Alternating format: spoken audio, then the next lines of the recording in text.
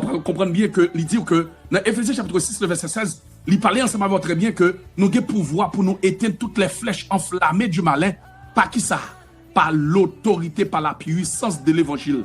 Et puissance de l'évangile, il dit, comment on dit, par le bouclier de la foi. C'est ça, la force dominante. Puissance de l'évangile, la force dominante, la foi. Par le bouclier de la foi, nous avons toute autorité pour nous éteindre toutes les traits enflammés du malin. C'est ça que dit dans Éphésiens chapitre 6, le verset 16. Prenez par-dessus tout cela le bouclier de la foi avec lequel vous pourrez éteindre toutes les traits enflammés du malin.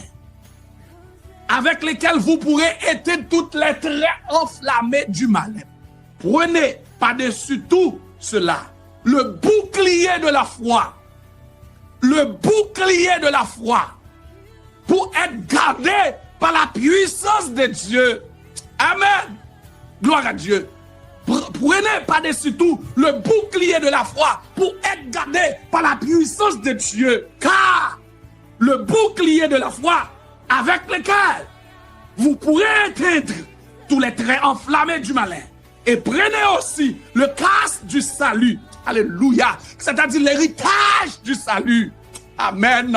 Prenez le casque du salut, c'est l'héritage de l'évangile. L'héritage des œuvres achevées à la croix. Prenez par-dessus tout l'héritage du salut. Et l'épée de l'esprit qui est la parole de Dieu.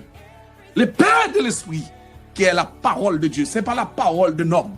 L'épée qu'on a besoin, c'est l'épée de l'esprit qui est la parole de Dieu. On a besoin de croire dans la parole là.